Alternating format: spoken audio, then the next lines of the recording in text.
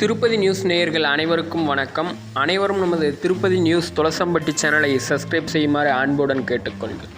அனைவருக்கும் இனிய பொங்கல் திருநாள் நல்வாழ்த்துக்கள்.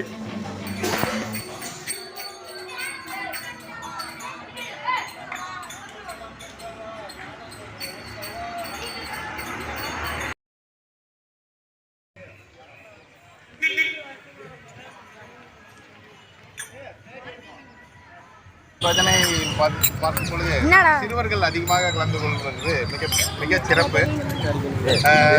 இதனால் பார்த்தா நான் இந்த கிட்டத்தட்ட நானே ஒரு 25 வருஷமாக வந்துட்டு இருக்கிறோம் இந்த பஜனையில்.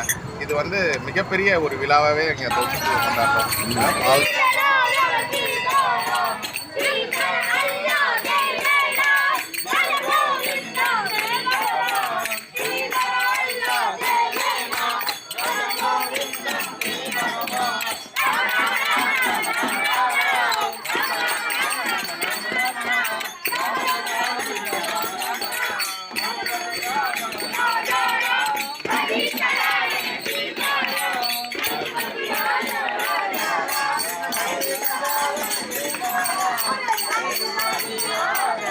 திருச்சிற்றம்பலம் தில்லையம்பலம்.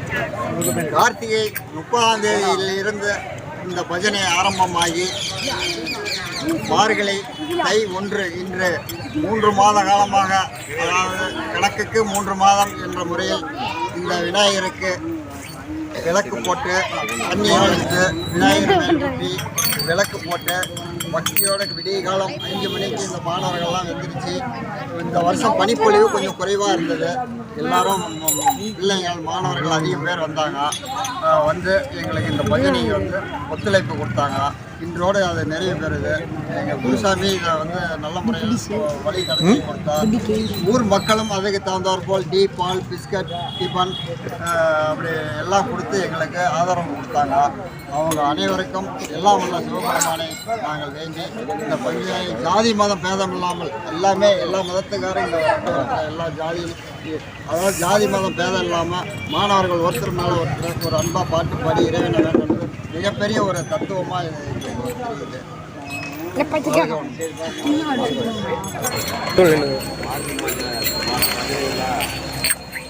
சிறுவர் முதல் பெரியவர்களை அனைவரும் ஆவலுடன் கலந்து கொண்டு விழாவில் கலந்து கொண்டு பஜனை பாடி வருகிறார்கள்.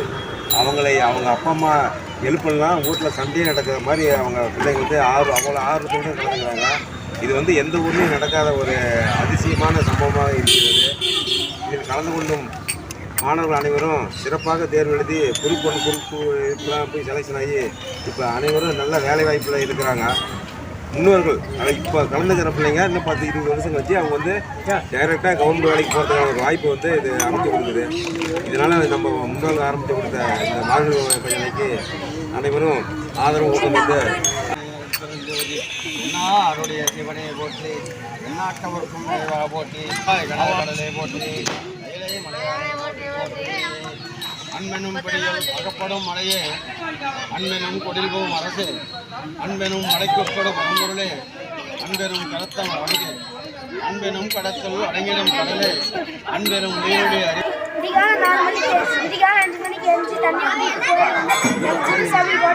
குருசாமியோட கோயிலுக்கு ஊருக்குள்ள சுற்றி சாமி